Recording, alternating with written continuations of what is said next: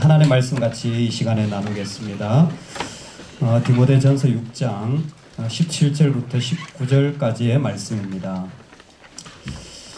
말씀을 나누기 전에 세 가지 강구를 좀 나눠야 될 것 같습니다. 먼저는 제가 공동체 예배를 볼 때마다 느끼는, 오늘 어느 공동체 주간이죠? 다윗 공동체죠. 근데 왜 오렌지의 이 일꾼들을 끌어다 쓰시는 겁니까? 어린 반푼어치도 없는 소리 하지 마세요. 자기 믿으면 자기가 하세요. 근데 보니까 다른 공동체도 비슷한 것 같아요. 그래서 제가 부탁을 하는데, 내년에 예배 드릴 때는 여러분 오늘 찬양 6곡 정도 했죠. 1년 동안 누가 한 분 6곡만 죽어라 연습하세요. 그럼 반주하시면 되잖아요. 드럼도 누가 6곡만 준비하세요. 누구한테 배워가지고. 우린이 진짜 잘해요. 우린이. 제가 우린이한테 오늘도 칭찬했는데, 야, 다음 세대 박자감은 와, 다인만 하더라도 오늘 보니까 네 박자 쉬었다 가더만요. 한번 돌리는데 바로 못 들어가고.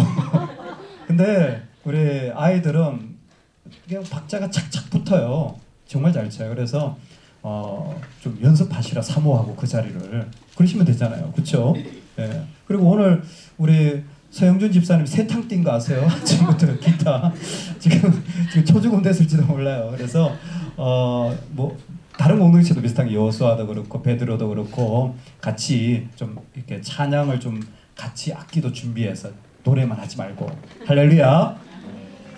왜 아멘 안 하세요? 네, 꼭 그렇게 준비하시면 좋겠다 생각이 들고요. 우리 그 오렌지 청년 공동체 먼저 말씀 나누기 전에 하나 강구할 것은, 여러분 하나님의 말씀을 듣는다는 게 뭐냐면 하나님을 받아들이고 따라가겠다라는 거예요. 믿으세요? 아멘. 예. 하나님 말씀을 듣는 건 내가 하나님을 믿고 따라가겠다라는 겁니다. 근데 그건 교회에만 있는 게 아니에요. 이건 우리 삶의 자리도 마찬가지입니다. 그러면 집에 가면 내가 누구 말을 들어야 될까요? 집에 가면 누구 말을 들어야 될까요? 아무 말도 안 듣죠? 이놈의 자식들. 여러분, 내 생각이 맞아도요, 부모님을 대하는 법이 뭐냐면 교회에서 배운 거예요. 뭐요? 부모님 생각을 받아들이고 순종하는 겁니다. 부모님 말씀이 옳기 때문이 아니에요. 절대 착각하지 마세요. 우리 부모님이 100% 완벽하기 때문이 아니에요. 하나님이 세워주셨기 때문입니다. 여러분 교회에서 목사님 말씀을 순종할 줄 알아야 돼요. 할렐루야. 목사님 완벽해서가 아니에요. 하나님이 세워주셨기 때문이에요. 근데 그걸 가정에서도 연습해야 됩니다. 안 그러면 죽는다 아주. 근데 제가 보면서 한 번쯤은 뭔가 신앙과 삶이 너무 다른 것 같다. 예배는 막 은혜롭게 막 눈물 흘리면서 막 기도하는데 집에 가가지고 막 그 얼굴 가지고 땡깡을 부리면서 고집을 확 피우면 어떻게 하겠다는 거야 지금. 그렇죠? 부모님 말씀을 잘 순종하는 것 신앙의 중요한 모습입니다. 그래서 여러분 가정에 가서도 그 모습을 잘 연습하면 좋겠어요. 제가 생각할 때 저는 예외가 딱 두 가지 있다고 생각합니다. 부모님 말씀을 순종하지 않을 경우, 첫 번째, 교회 가지 마라. 예수 믿지 마라. 제 경험적으로 말씀드리는 거예요. 그 두 가지 외에는 부모님 뭐라고 하시든지 그 말씀을 순종하시는 게 믿음의 사람으로 옳은 태도인 것 같습니다. 할렐루야. 그리고 세 번째 광고는 우리 오렌지에 대한 광고입니다. 어떤 한 분이 우리 오렌지 공동체에 축복을 해주셨어요. 우리 8월 12일부터 선교를 갑니다. 우리 교회 선교를 좀 섬겨주시는 분이 계십니다.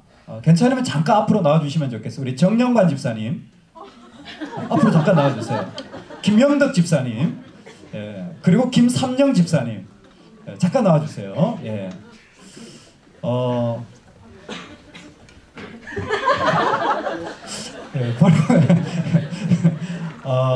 우리 정영관 집사님이 선교 팀장으로, 그리고 부팀장으로 김영대 집사님이, 그리고 총무로 우리 김사영 집사님이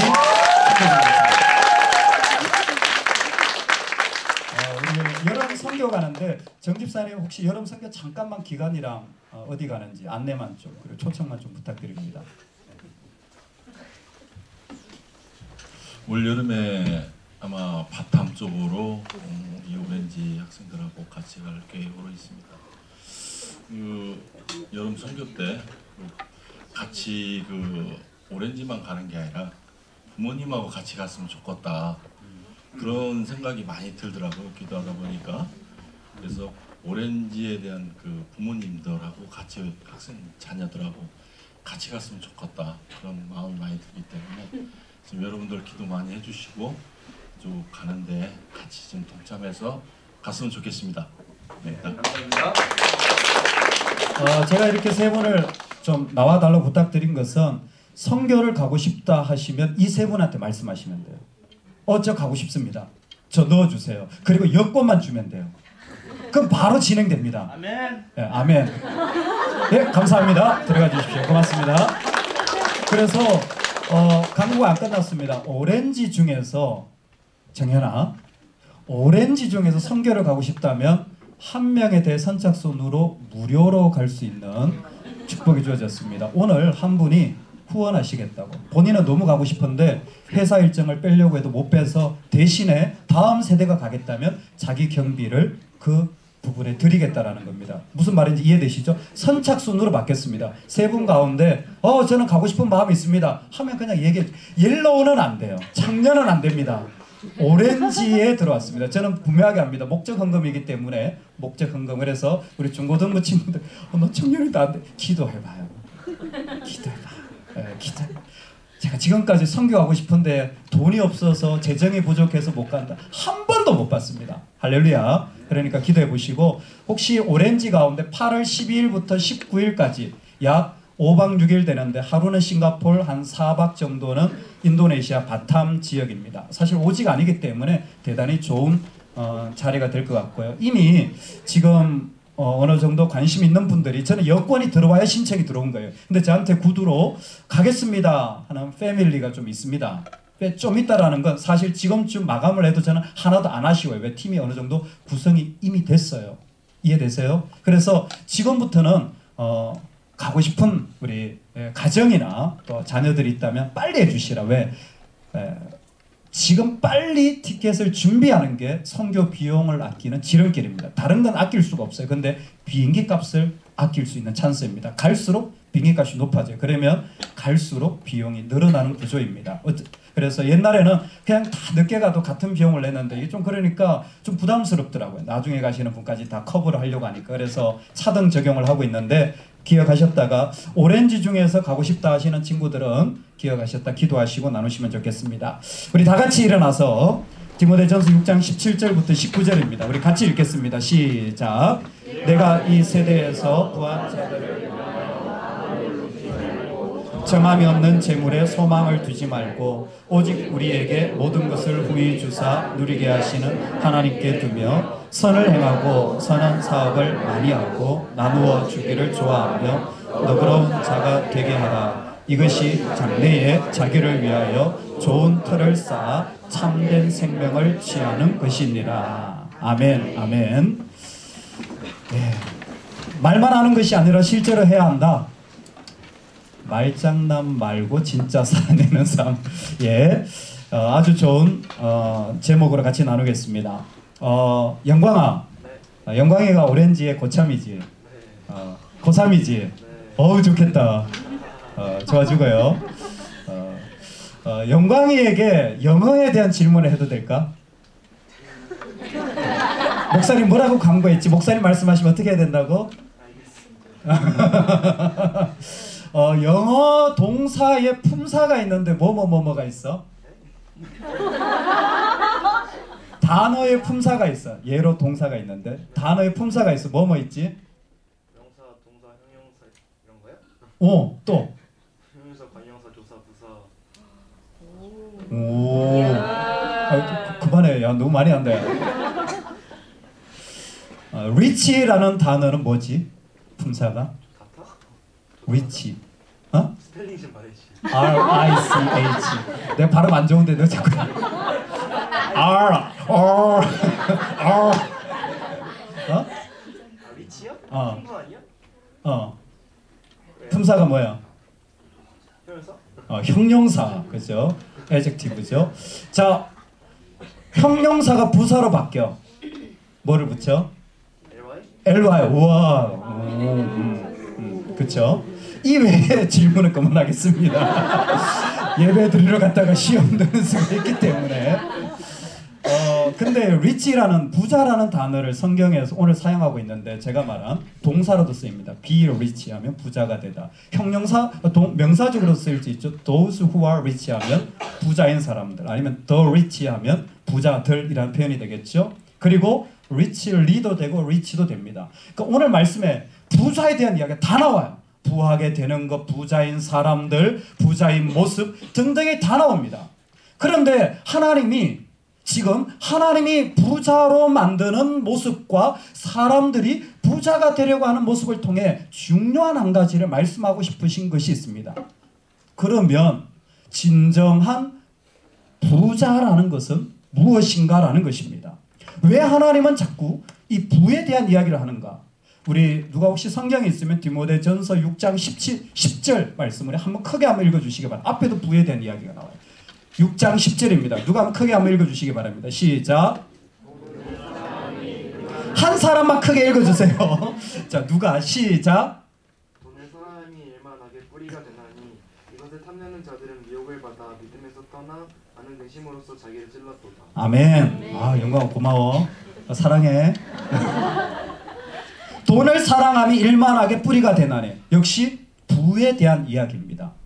여러분, 왜 하나님이 앞에서부터 계속해서 돈 이야기, 부자에 대한 이야기, 심지어 그 부에 대한 것을 각 품사를 바꿔가면서 다양한 모습으로 이렇게 얘기하시는 이유가 뭘까요?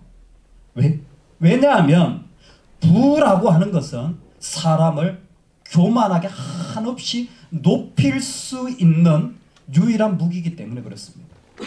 사람이 부를 가지게 되면, 사람이 그 가운데 무엇인가 더 가지게 되면 마음이 높아져서 더 이상 하나님을 소망하지 않게 하는 첫 번째 자리가 이 부입니다. 그래서 부를 가진 자가 천국에 들어가는 것이 뭐가? 낙타가 어디에? 바늘기 들어가는 것보다 어렵다. 왜 그런 이야기를 하냐면 부라는 것은 우리의 마음을 그곳에 두게 만들어요. 그래서 내가 가진 만큼 내가 그렇게 높아진 존재라고 생각하게 됩니다. 지금이 정확하게 그런 시대입니다. 만약 내 월급이 200만 원이면 나는 200만 원짜리 사람이에요. 내 월급이 500만 원이면 나는 500만 원짜리 사람이에요. 근데 내가 한 달에 1000만 원을 번다. 유나야, 한 달에 1000만 원을 벌어. 그러면 11조를 얼마 하지? 얼마 하지? 100만 원? 11조 100만 원 할 수 있어? 네. 와. 사실 11조를 100만 원 한다는 건 내가 1000만 원의 수입이 있다라는 겁니다. 할렐루야. 근데 1000만 원짜리가 되어지는 거예요. 사람이. 요즘은 그런 거예요. 요즘은 이게 너무나 강한 시대가 되었습니다. 수입이 작으면 나도 작은 사람, 수입이 크면 나도 큰 사람이 되어지는 모습을 통하여서 하나님이 너희들이 이 땅을 살아가면서 돈이 너희에게 확신을 주지 않게 하라. 돈이 너희에게 안정감을 주지 않게 하라. 돈이 너희를 결정하지 않게 하라. 할렐루야. 살아가면서 다른 것에서 어떤 것보다도 이 물질로부터, 돈으로부터, 부로부터 안정감과 평안함을 누리는 일들을 우리는 꽤 많이 누리고 살아갑니다. 그때 하나님이 이렇게 말씀하십니다. 17절 말씀 다 같이 한 번 더 읽겠습니다. 시작. 내가 이 세대에서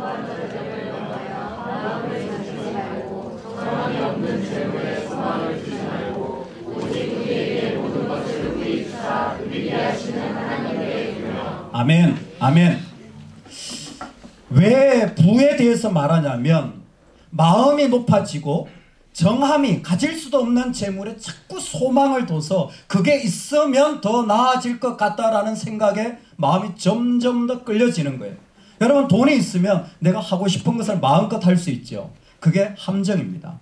돈이 있어서 내가 하고 싶은 것을 할 수 있는 인생이 저주의 길로 가는 거예요. 그런데 하나님께 소망을 둔 자는 돈이 있을수록 방향이 달라집니다. 어떻게 달라질까요? 이렇게 얘기합니다. 선을 행하고 선한 사업을 많이 하고 나누어 주기를 좋아하며 너그러운 자가 되게 하라. 하나님께 소망을 둔 자는 부라는 것이 해빙이 아니라 기빙이 되어집니다. 여러분에게 하나님이 은사나 물질이나 무엇이라도 줄 때 그것이 내 삶의 진짜가 되어진다면 그것은 내가 소유하는 것이 나를 부하게 하지 않습니다. 내가 가져야 부해지는 게 아니에요. 그리스도인의 부는 해빙이 아니라 기빙입니다. 주는 것입니다. 그래서 오늘 말씀해 보니까 선한 사업을 많이 하고 나누어 주기를 좋아하며 너그러운 자가 되게 하라. 하나님 앞에서 함께 코이노니아, 펠로우십을 같이 나누는 사람들은 하나님으로부터 무엇이라도 함께 나누며 섬길 수 있는 자가 됩니다. 왜냐하면 후히 주시고 누리게 하시는 하나님으로부터 늘 공급받아서 그것이 자신의 것이 아니라 하나님의 것이라는 사실을 분명히 고백할 수 있기 때문입니다. 하나님의 것이라는 사실을 하나님과의 교제에서 고백하는 자들은 더 이상 가지려고 하지 않습니다. 어떻게든 주려고 합니다. 여기에 우리 인생의 중요한 신앙의 패러다임이 있습니다. 여러분, 내 직장을 뭐로 선택해야 될까요? 내 꿈을 뭐로 선택해야 될까요? 내가 어떤 전공을 선택해야 될까요? 많은 분들이 자기가 잘할 수 있는 것, 자기가 좋아하는 것, 아니면 자기 한계 열려있는 걸 쫓아가는데 저는 이렇게 권면하고 싶습니다. 이 땅에 내가 뭘 줘야 하는지를 고민하십시오.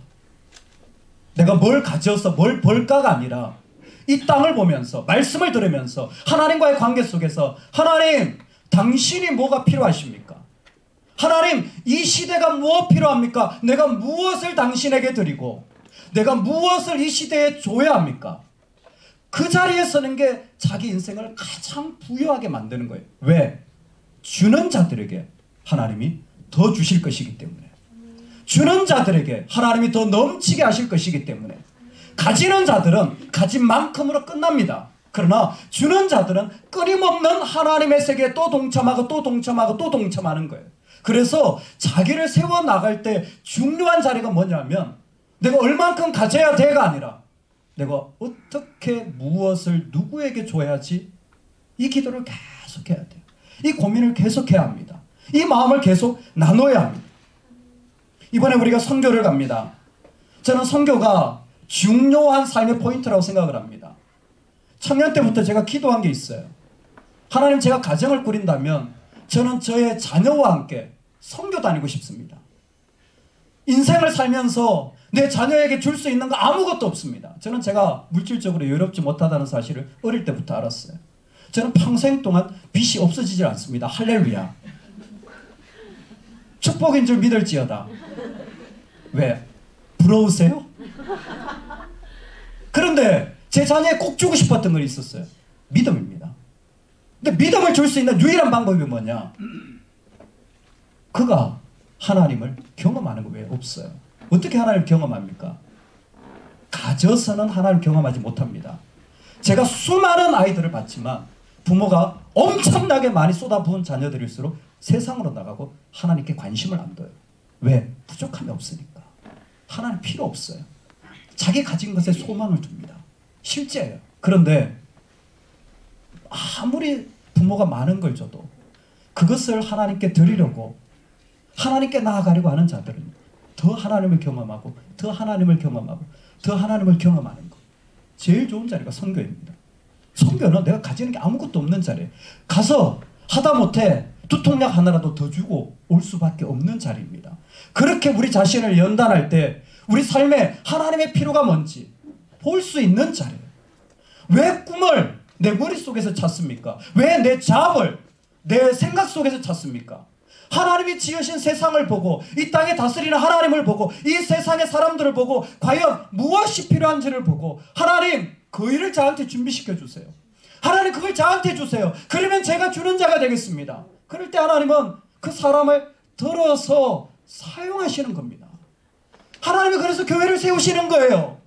우리 교회 크게 하는 게 아니라 주라고. 그래서 하나님은 우리에게 지식을 주시는 겁니다. 주라고. 하나님이 그래서 우리에게 은사와 달란트를 주시는 건 뭐예요?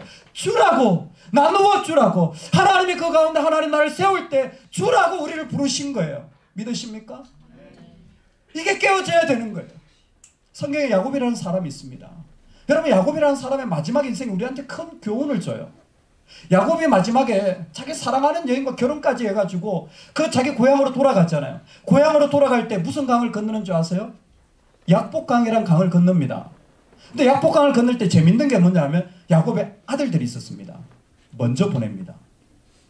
야곱의 사랑하는 아내들이 있었습니다. 아내들이 있었어요. 축복 많이 받았어요.